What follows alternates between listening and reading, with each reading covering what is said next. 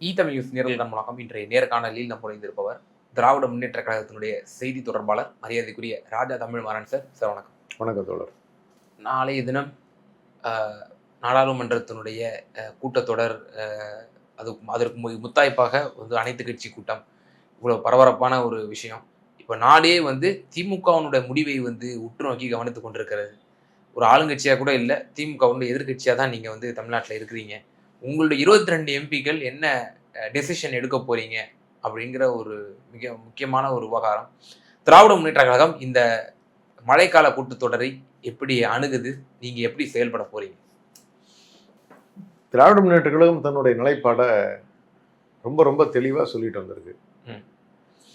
கடந்த காலத்திலே நீங்க பார்த்துருக்கீங்க, தமிழ்நாட்டினுடைய நலனுக்கு எதிரான முடிவுகள் அல்லது மாநில உரிமைகளுக்கு எதிரான முடிவுகள் எங்கேயுமே எடுக்கிறதுக்கு நாங்கள் ஒத்திசைவு கொடுத்ததே கிடையாது.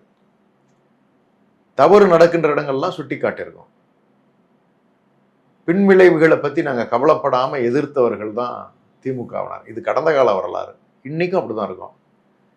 ஆட்சியில் இருக்கும் பொழுதே இவர்கள் ஃபேர் டீலிமினேஷன் கொண்டு வரணும்னு சொல்லி மாநிலத்தினுடைய முதல்வர்கள் எந்தெந்த மாநிலங்கள்லாம் பாதிக்கப்படவிருக்கிறதோ அவளாலத்தையும் கூப்பிட்டு வச்சு கூட்டம் போட்டவர் தான் எங்களுடைய கழகத்தினுடைய தலைவர் அவர்கள். அப்போ அவருடைய ஸ்டாண்டு ரொம்ப கிளியர். 7.2% அப்படிங்கிறதுல இருந்து தமிழ்நாட்டினுடைய விகிதாச்சாரம் குறையக்கூடாது. இன்ஃபேக்ட் சரியா இன்னும் ஒரு படி மேலே போய் சொல்லணும்னு சொன்னால் பாப்புலேஷன் பேசிஸில் இருக்கக்கூடாது தொகுதி மறுவரையறையில். அடுத்தது இன்னொரு முக்கியமான விஷயம், ஒழுக்கமாக பின்பற்றிய மாநிலம் தமிழ்நாடு. எதுன்னு சொன்னால் குடும்ப கட்டுப்பாடு விஷயங்களில் 70களில் அறிமுகப்படுத்தப்பட்டதை ஸ்ட்ரிக்டாக ஃபாலோ பண்ணதனோட எஃபெக்ட் தான் இன்னைக்கு வந்து தமிழ்நாடு ஸ்டேட் வந்து ஒரு டிசிப்ளின்டு ஸ்டேட்டாக இருக்குது, ஃபினான்ஷியலாக செக்யூர்ட் ஸ்டேட்டாக இருக்குது எல்லா விதத்துலையும். அப்போ அதுக்கு எல்லாத்துக்கும் சேர்த்து we should be rewarded, not punished. Fund allocation முதற்கொண்டு வி ஷுட் பி ரிவார்டட் அப்படிங்கிற ஸ்டேக்கை கிளைம் பண்ணுற ஸ்டேட்டு தான் வந்து தமிழ்நாடு. இதில் எங்கேருந்து இப்படி ஒரு கேள்வி வருதுன்னு எனக்கு தெரியலை. தமிழ்நாடு தன்னுடைய நிலையில இருந்து, தமிழ்நாடு நம்மளுடைய கட்சியினுடைய தலைவர் அவர்கள் தமிழ்நாட்டின் நலனுக்கு எதிராக எந்த முடிவும் எடுக்க மாட்டார் அப்படிங்கிறத இருக்கிற நிலையில ஏன் இந்த கேள்விகள் எழுப்பிக்கிட்டே இருக்கீங்க? சார், டிராஃப்ட் வர்றதுக்கு முன்னாடியே நம்ம வந்து டீலிமிட்டேஷனுக்கு எதிராக மாநில முதல்வர்களை ஒன்று திரட்டணும். இது வந்து தென் மாநிலங்களுக்கும் சரி எல்லா மாநிலங்களுக்கும் பெரிய ஒரு பாதிப்பை ஏற்படுத்தக்கூடும்னு சொல்லி ஒரு தொலைநோக்கு பார்வையோட திரு மு க ஸ்டாலின் அணுகினார் முதல்வராக இருந்த போது. இப்போ அந்த வீரியம் வந்து இருக்கா? அதுக்கு காரணம் என்ன? 888 ரைட்டா? அந்த எண்ணிக்கையை கொண்டு வருகின்ற பொழுதே வந்து நமக்கு சந்தேகம் வருது. அதுக்கு அலர்ட் பண்றதுக்காக தான் கொடுக்கணும். திரும்ப நான் கூட்டம் போட்டுட்டு உட்காந்துருப்போமா என்ன? ஒரு தடவை தான் நீங்க ஸ்டாண்ட் பண்ணணும், ஒரு தடவை தான் நீங்க அதை ஹார்ஷா சொல்லணும், ஒருங்கிணைத்து சொல்லணும். அதன் பிறகு மீண்டும் கூட்டம் போட்டுட்டு உட்கார்ந்துருக்கணும். நீங்க எப்படி எதிர்பார்க்குறீங்க? தன்னோட நிலைப்பாடுல திமுக அதையாவது மாத்திருக்கா? இல்ல இருந்தா அபிஷியலா அறிக்கையா சொல்லுவோம்ல. ரெண்டாவது, டிராஃப்ட் என்ன பேட்டர்ன்ல வருது அப்படிங்கிறத படிச்சு பார்க்கணும்ல. ஏற்கனவே நீங்க இந்த முடிவுகளுக்கெல்லாம் நாங்க ஒத்து வர மாட்டோம் அப்படிங்கிறத கிளியரா சொல்லியாச்சு. அதன் பிறகு நீங்க என்ன பண்ணணும்? டிராஃப்ட் வரணும், அந்த டிராஃப்டை படிச்சு பார்க்கணும். டிராஃப்ட் படிச்சு பார்த்த பிறகு இது இந்த தவறுகள் இதுல இருக்கு அப்படிங்கிறத நம்ம சுட்டி காட்டணும், திருத்தப்படணும்னு சொல்லணும். இல்ல திமுக கேட்டதை எல்லாத்தையும் வந்து செஞ்சு கொடுக்குறாங்க, மாநில உரிமைகள் பாதிக்காத வகையில் இருக்கிறாங்க அப்படின்னா அதுக்கு என்ன முடிவு எடுக்கணும் அப்படிங்கிறது எல்லாமே எப்ப தெரியும் நமக்கு? டிராஃப்ட் வந்த அப்புறம் தான் தெரியும். இதுல எனக்கு ஒரு கேள்வி இருக்கு. மத்திய பாஜக அரசு என்னைக்கு சட்ட மசோதா வந்து தாக்கல் செய்யறதுக்கு முன்னாடி, ஒரு வாரத்துக்கு முன்னாடியோ இல்ல 10 நாளுக்கு முன்னாடியே டிராஃப்ட் கொடுத்துருக்காங்க? உங்களுக்கு ஒரு நாள் முன்னாடி கூட கொடுக்கட்டும் சார். ஒரு நாள் முன்னாடி இல்ல சார், 24 ஹவர்ஸ் கூட உங்களுக்கு டைம் கொடுக்கறது இல்ல சார். எம்பிகள் எப்படி படிச்சாங்க உள்வாங்குவாங்க? கொண்டு வர்ற அன்னைக்கு கொடுத்தோம்னா சட்ட வல்லுநர்கள் 2 மணி நேரத்துல 3 மணி நேரத்துல அதை படிச்சு சொல்ல முடியாதா என்ன? இது என்ன கம்பசூத்திர வேலையா? இல்ல சார், அதாவது அந்த கடந்த நாடாளுமன்ற கூட்டத்தொடரின் போது கே.சி. வேணுகோபால் அவர்கள் எங்களுக்கு ஒரு உத்தரவாதம் கொடுங்க, 50% வந்து உறுதியாக வந்து உயர்த்தி தரப்படும் அப்படின்னு சொல்லி நீங்க வந்து முறையான திருத்தத்தை நீங்க திருத்தமா கொண்டு வாங்க டிராஃப்ட்ல. அப்போ அமித்ஷா சொல்றாரு உடனடியா ஒரு 1 hour டைம் கொடுங்க, நான் திருத்திட்டு வரேன், ஏத்துக்கிறீங்களான்னு கேட்கிறாரு. அகிலேஷ் யாதவ் உடனடியாக எந்திரிச்சு, நீங்க ஒரு பெண்மணியை வந்து முதல்வராக்கினாலும் நாங்க ஏத்துக்க போறது இல்லை இந்த டிராஃப்ட, அதெல்லாம் கிடையாது அப்படின்னு சொல்லி அவர் வந்து முற்றுப்புள்ளி வச்சதுக்கு பிறகுதான் வந்து அந்த டிராஃப்ட் என்பது தோற்கடிக்கப்பட்டது. ஒரு சேர அப்போசிஷன் தன்னுடைய எதிர்ப்பை வந்து பதிவு செஞ்சதை பார்த்தோம். அப்போ வெயிட் பண்ணுவாங்க, ஏங்க அவசரப்படுறோம்? இல்ல நான் எதனால இதை சுட்டி காட்டுறேன் அப்படின்னா, ஒரு தேசிய கட்சியினுடைய பொதுச் செயலாளருக்கே இருக்கக்கூடிய புரிதலை நான் அங்க வந்து நீங்க சுட்டி காட்ட விரும்புறேன். இருந்துட்டு போகுது, சொல்லட்டும். இங்க இருந்து இன்ஸ்ட்ரக்ஷன் கொடுக்க போறோம், எம்பிஸ் ஃபாலோ பண்ண போறாங்க, எம்பிக்களோட கூட்டம் நடத்த போறோம், உடனே முடிவு சொல்லணும்னு ஒண்ணு கட்டாயம் கிடையாது. இல்ல ஏன் இந்த பதட்டம் காங்கிரஸுக்கு? இன்ஃபேக்ட் காங்கிரஸ் தான் இத்தனை பிரச்சனைக்குமே காரணம். பிஜேபி எப்படி வலுவாச்சு எல்லா மாநிலங்கள்லயும்? பிஜேபி எப்படி தேசிய அளவில் நீங்க ஸ்ட்ராங்கா இருக்கு? காங்கிரஸ்ல இருக்கிற பாதி பேர் பிஜேபியில போய் சேர்ந்துட்டான். அதை கட்டி காப்பாத்த யோகியதை இல்லாத காங்கிரஸ் கட்சி ஏன் பதறுது?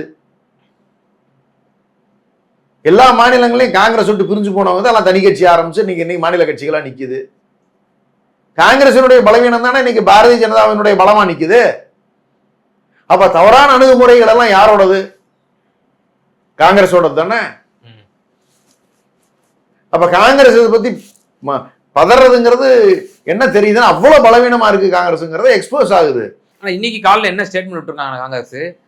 திமுக இந்தியா கூட்டணி இருக்கக்கூடிய பாலிசி டிசிஷனுக்கு அவங்க ஒத்து போவாங்க அப்படின்னு நாங்க நம்புறோம். நாங்க என்ன பண்ணுவோம்னு அவர் எப்படிங்க சொல்ல முடியும்? அவங்க கட்சி நிலைப்பாடு அவங்க சொல்லுவாங்க, எங்க கட்சி நிலைப்பாடு எங்க தலைவர் சொல்லுவாங்க, எங்க அறிவாலயத்துல இருந்து தலைமை கழகத்துல இருந்து அறிவிப்பு வரும், அறிக்கை வரப்போகுது. நாங்க என்ன பண்ணுவோம்னு ஏன் அவங்க பதறாங்க? ஏன்னா உங்கள்ட்ட 22 எம்பிக்கள் இருக்கு சார். சார் நான் தான் சொல்றேன், டிராஃப்டை படிச்சு பார்க்காம எப்படி சார் ஒரு முடிவு எடுப்பீங்க நீங்க? பதில் சொல்லுங்க. படிக்கணும்ல, என்ன கொண்டு வராங்கிறத பார்க்கணும்ல. ஏன் எஃப்சிஆர்ஏ பில்லு கூட தான் வருது. எஃப்சிஆர்ஏ இது வரைக்கும் நான் கேட்கிறேன், என்ன ஸ்டாண்ட் எடுத்திருக்காங்க காங்கிரஸ்?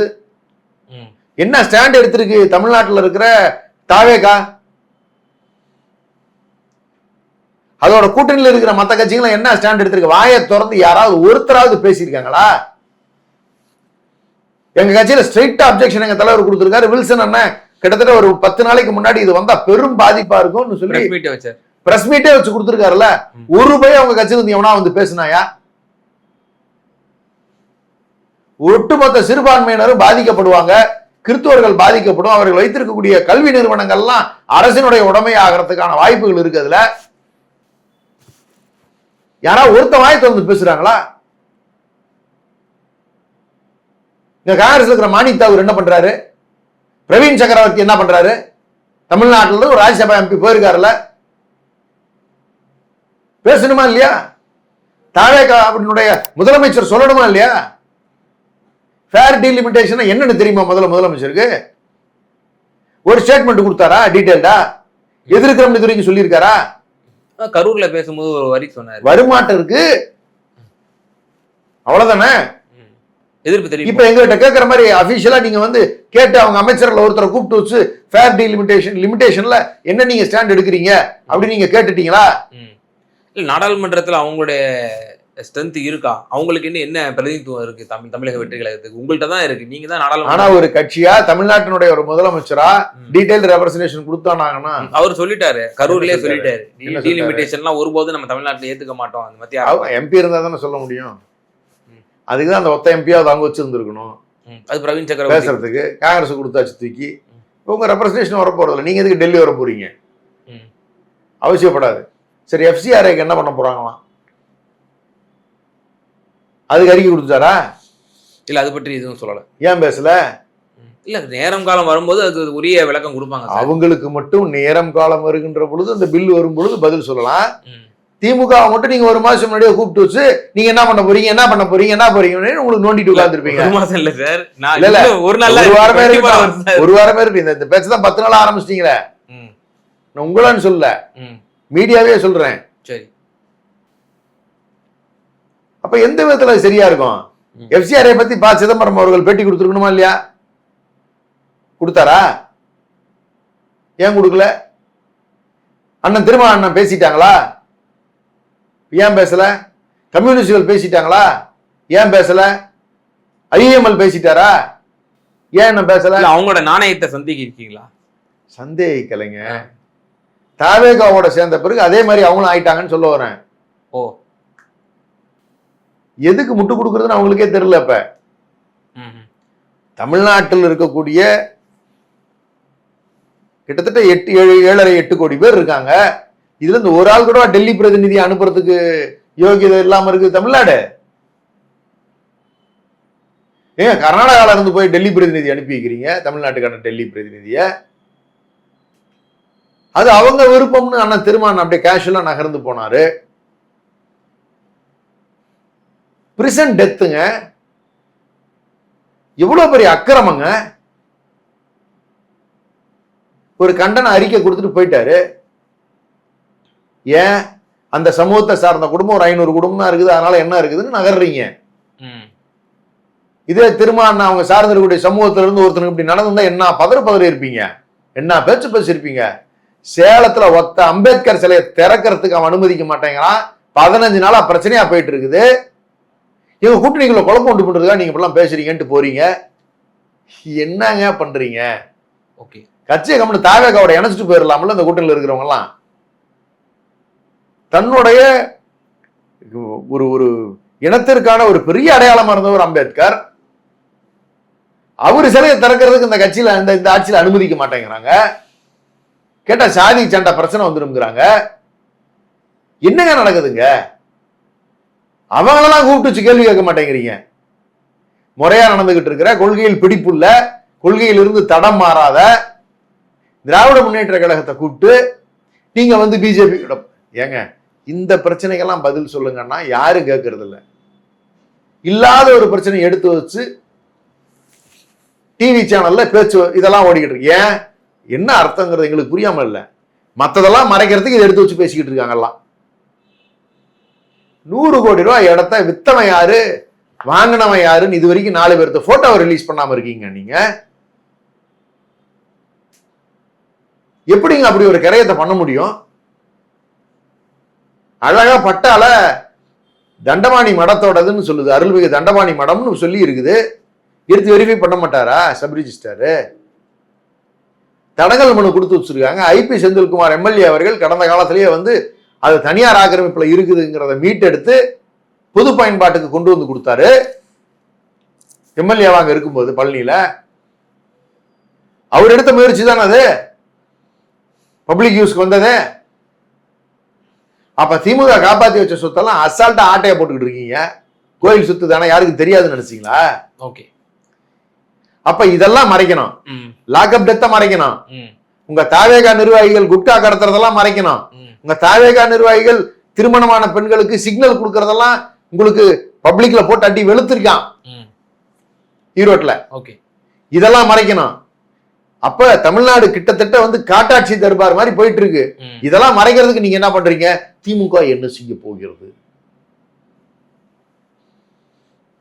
பாஜகவோடு இணைகிறதா? கூட்டணி சேர போகிறார்களா? இங்க பைத்தியம் முடிச்சு தெரிஞ்சுக்கிட்டு இருக்கான். நீங்க பட்டா கொடுக்குறோம்னு சொல்லிவிட்டு நீங்க அரசியலே கட்டி கொடுத்த வீட்டெல்லாம் போய் இடிச்சுக்கிட்டு உட்காந்துருக்கீங்க கள்ளக்குறிச்சியில. மக்கள் பதறிக்கிட்டு இருக்காங்க. என்னங்க நாடா இல்ல காடாது? ஒரு 60 நாள்ல இவ்வளவு கேவலமான ஒரு ஆட்சி கடந்த காலத்துல எப்பவுமே தமிழ்நாடு கண்டதில்லை. இந்த மாதிரி நிலைலாம் எங்க நடக்கும்னா யூபி பீகார் மாதிரி மாநிலங்கள்ல அது அசால்ட் அவங்களுக்கு பழகின சமாச்சாரம். பண்பட்ட நாகரிகம் இருக்கிற அந்த தமிழ்நாட்டுல இப்படியா மோசமா போகும் ஒரு ஸ்டேட்டு? இப்ப எனக்கு என்னன்னா சார், இப்போ இந்த தமிழ்நாடை பொறுத்த வரைக்கும் காங்கிரஸ் உங்ககிட்ட வாழ்த்து கூட பெறாம அப்படியே போய் நேரா பனையூருக்கு போய் ஆதரவு தெரிவிச்சாங்க. அதை நீங்க கடுமையா விமர்சனம் பண்ணீங்க. இப்போ அவங்களும் உங்களை கடுமையா விமர்சனம் பண்றாங்க. இப்போ நாடாளுமன்ற கூட்டத்தொடர் துவங்க போகுது. இந்த சமயத்துல இன்னைக்கு காங்கிரஸ் இன்னைக்கு ஒரு விஷயத்த சொல்லுது, திமுக நாங்க எடுக்கக்கூடிய டிசிஷன் பாலிசிக்கு இணங்க அவங்களும் செயல்படுவாங்க அப்படிங்கிற ஒரு நம்பிக்கையை வெளிப்படுத்துறாங்க. கூட்டணியும் தாண்டி ஒரு மாரல் சப்போர்ட் எங்களுக்கு இருக்கும் அப்படின்ற ஒரு விஷயத்த சொல்றாரு. ப. சிதம்பரம் என்ன சொல்றாரு, 2 நாளைக்கு முன்னாடி பிஜேபி ஆல்ரெடி டிஎம்கேட்ட அணுகிறதுக்கு ரெடி ஆயிட்டாங்க, அவர்கிட்டையும் என்சிபி சரத் பவார்ட்டையும். ஸோ அதெல்லாம் அவங்க கேர்ஃபுல்லா டீல் பண்ணணும் அப்படின்னு சொல்லி உங்கள்கிட்ட ஒரு சூது ஒன்று சொல்றாரு. இது எப்படி பாக்குறது இந்த ஸ்டேட்மெண்ட்ஸ், காங்கிரஸோட அடுத்தடுத்த ஸ்டேட்மெண்ட்ஸ்? அண்ணன் ப. சிதம்பரம் அவர்கள்லாம் ஒரு ஒரு டால் லீடரா இருந்தவங்க, ஒரு கண்ணியமான ஒரு நபர், ஆரோக்கியமான அரசியல் செய்யக்கூடியவர், செய்து கொண்டிருந்தவர்.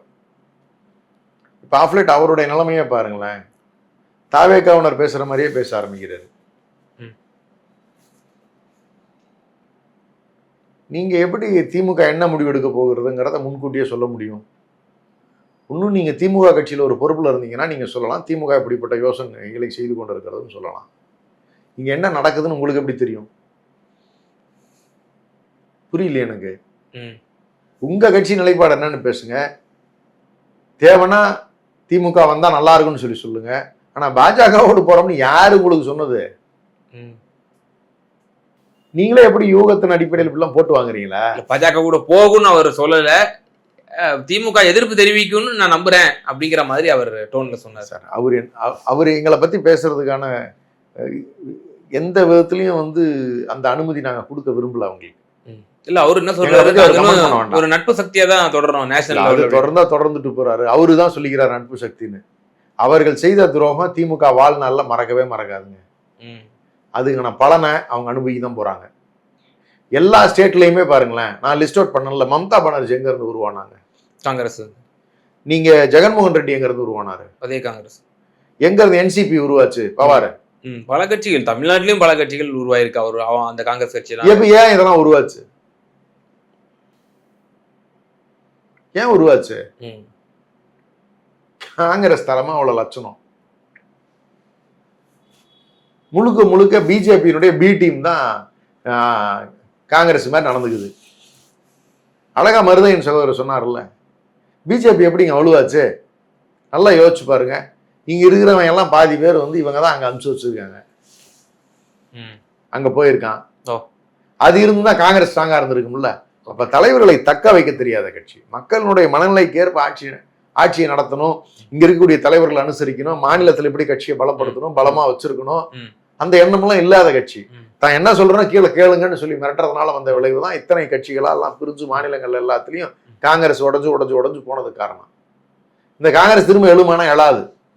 நாட்டை பாதுகாக்கணும், கான்ஸ்டிடியூஷனை பாதுகாக்கணுங்கிற உயரிய நோக்கம் காங்கிரஸுக்கும் திரு ராகுல் காந்திக்கும் இருக்கு. இப்ப ராகுல் காந்தியே அவர்கள் திரு மு க ஸ்டாலின் அவர்களை நேரடியா அணுகி, ஆனா இந்த மாதிரி நீங்க இதெல்லாம் இந்த கடுமையான சட்டங்கள்லாம் கொண்டு வராங்க, எந்த காம்ப்ரமைஸும் பண்ணக்கூடாதுன்னு, நம்ம தேர்தல் கூட்டணி அதெல்லாம் நம்ம ஒரு பக்கம் தூரத்துக்கு வச்சுட்டு நம்ம இந்த கான்ஸ்டிடியூஷனை பாதுகாக்கணும்னே அப்படின்னு சொல்லி உங்கள்ட்ட அணுகுனாலும் நீங்க அதை ஒரு பொருட்டா எடுத்துக்க மாட்டீங்களா? திமுக பொறுத்தவரைக்கும் தன்னோட கொள்கையில நிலைப்பாடுல தெளிவா இருக்கும் சார். தேர்தலுக்கு ஒரு மாதிரி நடந்துக்கிறதும் அப்புறமா வேற மாதிரி நடந்துக்கிறதெல்லாம் கிடையாது. திமுக எப்பவும் ஒரே மாதிரி தான் இருக்கும். அதனாலதான் இது ஐடியாலஜிக்கல் பார்ட்டின்னு சொல்றது. தன்னோட ஐடியாலஜில இருந்து எந்த காம்ப்ரமைஸும் திமுக பண்ணிக்காது. வெற்றி தோல்விக்கு அப்பாற்பட்டு ஒரு தப்பு செஞ்சாதான் வெற்றி கிடைக்குது அப்படின்னு சொல்லி சொன்னா அந்த தப்பை திமுக செய்யாது. ஒரு அயோக்கியத்தனத்தை செஞ்சாதான், ஒரு துரோகத்தை செஞ்சாதான் ஆட்சியில நிக்க முடியும் அப்படின்னா அப்படிப்பட்ட ஆட்சி திமுக வேண்டாம்னு நினைக்கிற கட்சி திமுக. எப்படி வேணாலும் பதவி வரலாம்னு திரியறத அந்த காங்கிரஸ் தாவேக்காலாம். பிஜேபி ஃபார்முலாக்கு இவங்க ஃபார்முலாக்கு என்ன வித்தியாசம் இருந்துச்சு? எந்த வித்தியாசமும் இல்லையே. பதவி வெறி, அவ்வளவுதானே. சிம்பிளா ஒரே லைன்ல சொல்லணும்னா என்ன பெருசா உங்களுக்கு மாறிடுச்சு நினைக்க போறீங்க? உங்களுக்கு பதவி கிடைச்சிச்சுன்னு ஓடுறீங்க, அவ்வளவுதானே. வேற எந்த நோக்கமும் கிடையாது இல்ல அதுல. அப்ப பதவி வெறி கொண்ட கட்சி திமுக அல்ல, கொள்கையே இல்லாத கட்சி திமுக அல்ல. பதவி வெறி பிடித்தவர்களும் கொள்கைகளே இல்லாதவர்களும் தான் இன்னைக்கு தேவைக்காவோட ஒட்டி இருக்காங்க. காங்கிரஸ் அந்த நிலைக்கு தான் போயிருக்கு. அதுக்குதான் இந்த விளைவுகளை சந்திக்குது. அதனால அவங்க எங்களுக்கு அட்வைஸ் பண்ணவும் வேண்டாம், அவங்க எங்க நிலைப்பாடை பத்தி பேசவும் வேண்டாம். தமிழ்நாட்டுக்கு எது நல்லதோ அந்த முடிவுகளை தான் கழகத்தினுடைய தலைவர் அவர்கள் தெளிவாக எடுப்பாங்க. அப்படிங்கிறது எந்த ஐயப்பாடு யாருக்குமே வேண்டாம். மாநில உரிமைகள் பாதிக்கப்படாத வண்ணம் தான் தலைவருடைய முடிவுகள் இருக்கும். இந்த வகை சின்ன ஒரே ஒரு கூடுதலான கேள்வி, ஒன் நேஷன் ஒன் எலெக்ஷனும் டிஎம்கே அப்போஸ் பண்ணுதா? அது பற்றி கொஞ்சம் தெளிவு வேணும். அவங்க கொண்டு வராத போது எப்படி இப்ப அப்போஸ் பண்ணுதுன்னு சொல்ல முடியும். ஏற்கனவே அப்போஸ் பண்ணிக்கிட்டு இருந்திருக்கோம், ரைட்டா? அதுல இருந்து எங்க ஸ்டாண்ட் மாற போறது இல்ல. அந்த பில் வரப்போகுதானே தெரியாது. தொடர்ந்து செய்திகள் தற்போதைய நிலை வரை, இன்றைய நிலை வரை அதை எடுத்துக்கிட்டு தான் இருக்கு திமுக. அது எப்படி சரியா இருக்கு? ஜனநாயக விதிமுறைப்படி இருக்குமா என்ன அது? அப்ப எங்களுடைய stand is very very clear. நீங்க கூப்பிட்டு கிளாரிஃபை பண்ணிக்கிறீங்க, கிளாரிஃபை பண்ணிட்டோம். கிளாரிஃபை பண்ண வேண்டியது யாருன்னா தமிழ்நாட்டில் இருக்கிற மற்ற கட்சிங்க, இப்ப ஆளுங்கட்சியா இருக்கிற கட்சிங்க இதெல்லாம் தான் இந்த மூணுக்கும் பதில் சொல்லணும். ஒன் நேஷன் ஒன் எலெக்ஷனுக்கு சப்போர்ட் பண்ண போறீங்களா? எஃப்சிஆர் என்ன பண்ண போறீங்க? நீங்க வந்து அடுத்து இந்த டீலிமிட்டேஷன் மேட்டர் என்ன பண்ண போறீங்க? இதெல்லாம் யாரை கேட்கணும்னா கேட்கணும். தாவே காட்ட மட்டும் இல்ல, மாணிக் தாகூர்கிட்ட கேட்கணும். எஃப்சிஆரை பத்தி என்ன நினைக்கிறீங்கன்னு அண்ணன் திருமாவளவன்கிட்ட கேட்கணும். அவங்களாம் சந்தேகப்படவே வேணாம் சார். அவங்களாம் வந்து பிஜேபி எதிர்ப்புல வந்து தெளிவா இருப்பாங்க சார். அவங்க தான் பிஜேபி எதிரானவர்கள். அவங்க இப்படி தானே கிளைம் பண்ணிக்கிறாங்க. தாவேகா இது வரைக்கும் எஃப்சிஆர்ஐல ஸ்டேட்மெண்ட்டே கொடுக்காம இருக்கு. திருப்பி அதே பதில் தான் நீங்க கேட்டதுக்கு. என்ன நேரம் காலம் வரும்போது நிச்சயமா பதில் சொல்லணும்னு தான் சொல்றாங்க. எல்லாத்துக்கும் நேரம் இருக்கு அப்படின்றாங்க. எங்களுக்கு மட்டும் நேரம் கிடையாது, எங்களுக்கு மட்டும் காலம் கிடையாது, அவங்களுக்குன்னு வந்தா நேரம் கிடைக்கும், அவங்களுக்குன்னு வந்தா காலம் கொடுப்பீங்க. ஆமா சார், நல்ல அணுகுமுறையா 2.5 years கட்சி. அதுக்கு நீங்க ஒரு 60 நாள் தான் ஆகுது ஆட்சிக்கு வந்து. சார் எவ்வளவு நாள் ஆயிருந்தாலும் இஷ்யூஸுக்கு அவங்க நிச்சயமா பதில் சொல்லணும். சாப்பிடுறது சாப்பாடா தான் இருக்க முடியும். ஓகே ரைட்டா? அதை யாராவது மாத்தி சாப்பிட போறாங்களா? இல்ல. ஓகே, அது மாதிரிதான் இதெல்லாம். 2 வருஷமா இருந்தாலும் சரி, 5 வருஷமா இருந்தாலும் சரி, 50 வருஷமா இருந்தாலும் சரி, சாப்பிடுறது சாப்பாடு. அவ்வளவுதான் திமுக பொறுத்த வரைக்கும். சரிமா சார், பல்வேறு விவகாரங்கள்ல எங்க நேயர்களுக்கு ரொம்ப தெளிவா உங்களோட கருத்துக்களை பகிர்ந்தீங்க. ரொம்ப நன்றி. நன்றி.